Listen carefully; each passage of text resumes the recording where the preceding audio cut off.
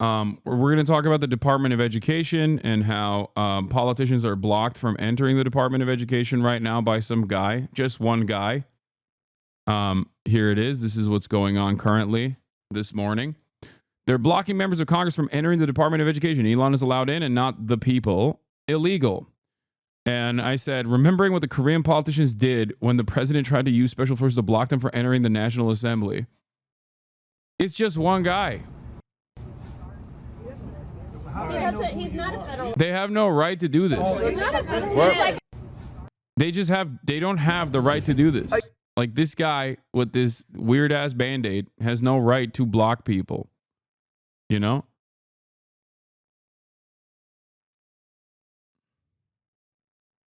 Classic Democrat resistance.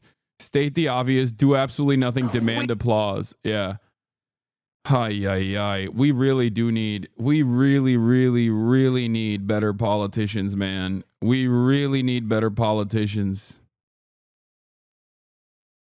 Department of Education are here because we pay for. And we just need younger politicians in general. Like, no disrespect, not to be ageist or whatever, but like, this is a byproduct of all the top leadership in the Democratic Party being 800 years old.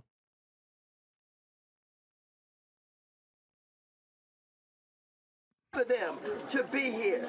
He's standing here today, blocking the door, and he can't give us a good reason why he's blocking this door. Make sure they see right here, all access entrance. Well, and I think it should be clear to parents in the United States, if you want to advocate on behalf of your children, you are not allowed to come into this building where you pay taxes. Parents who have children who are disabled, access is being blocked. You voted for members of Congress to advocate on behalf of your children with disabilities, for young women who have been victims of sexual assault in our classrooms, on our school grounds. Members of OCR are fighting for your children.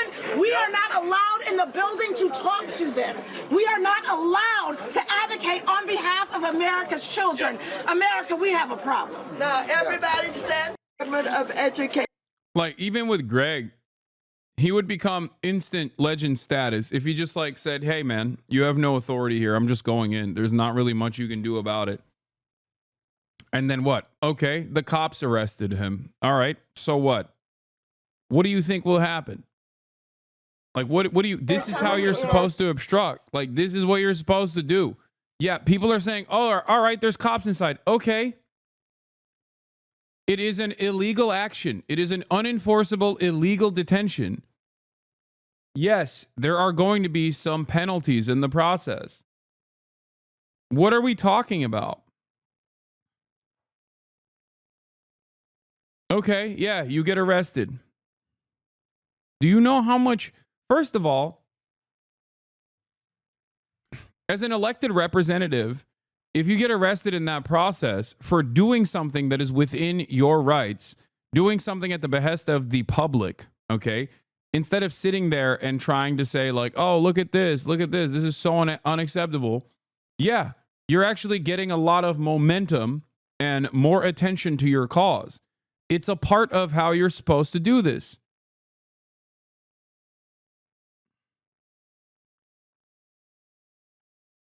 That's it. You would instantly shoot up within, you would shoot up in popularity instantaneously, okay? Instantly.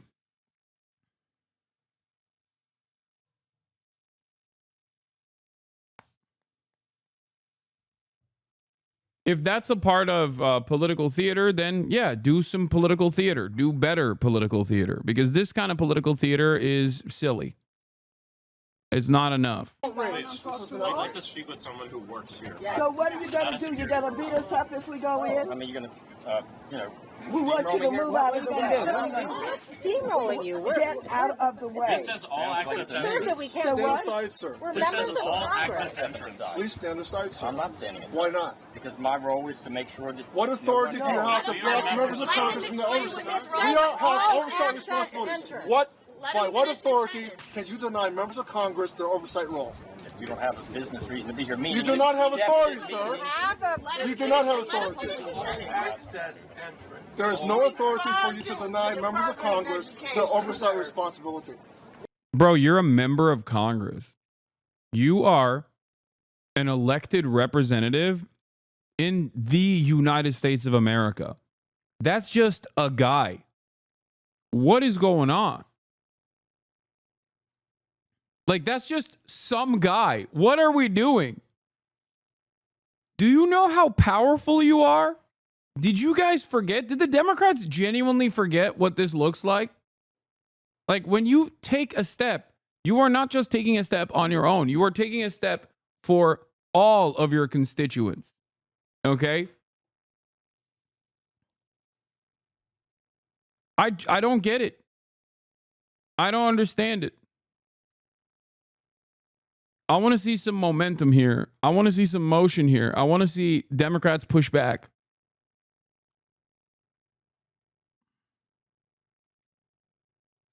This stooge of the DOE door has the same power over Dems as a Senate parliamentarian does. Yeah, it's just...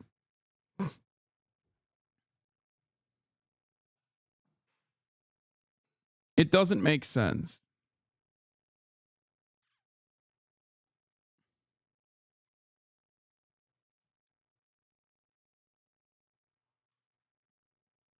I just...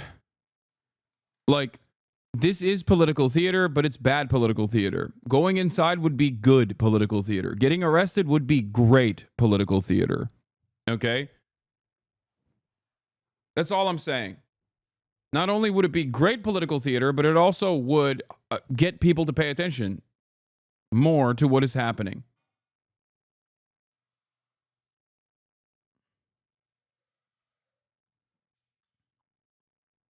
This is the perfect visualization of democratic resistance. When someone does something outrageous and illegal, you just stand there and yell, "You're actually not allowed to do this." Yeah, and then, you know, demand fealty from the voters. Is what you're saying Or you have to have an escort. Let me ask you a question. Can I ask my question? It's also kind of funny because, like, their response is like, "Oh, well, if we get arrested, then we can't go and what? Vote for Trump's cabinet picks." Like, that's what you're... First of all, a member of Congress. You are not staying in prison, okay? That is ridiculous. That's like next level, we have officially moved on to full-blown autocracy nonsense, which we're kind of getting there. And especially if Democrats keep showing their bellies with every single act that the right-wing reactionary administration engages in, then we will get there eventually. Okay? Having said that, however, yeah, you're going to be detained for a couple hours. But if your response is like, "Oh, I don't want to be stuck in jail. I don't want to go to jail," and do what? Like, what? You're going to miss votes?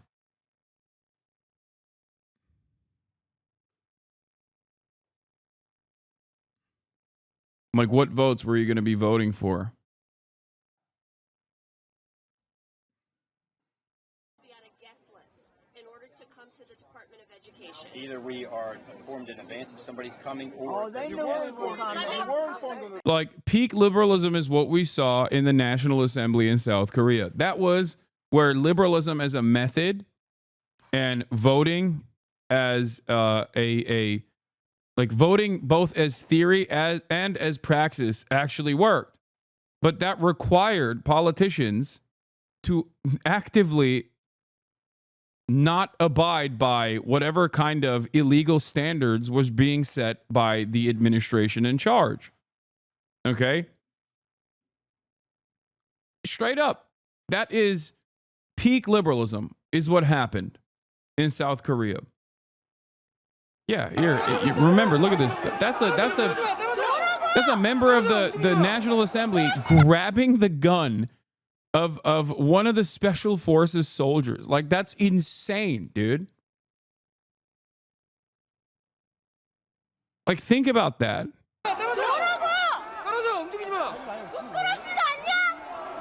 Do you know how fast any American would get shot in that process? They would get shot before it got there, okay?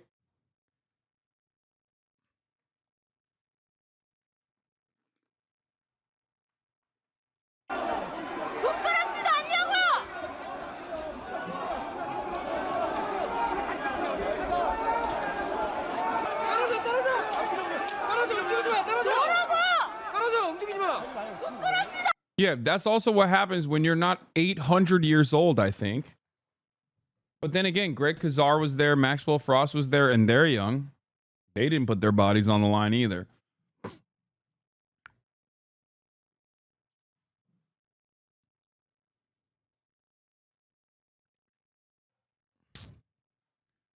Just a sad state of affairs to watch, where liberals that present liberalism as the alternative, showing once again that liberalism, as a matter of fact, is not going to be enough to not only defeat, but even obstruct the Trump agenda. Because, like, breaking into the Department of Education, or getting into the Department of Education is not going to, like, solve this issue at all. But at least you are presenting a fight. You're presenting a fight and putting yourself on the line.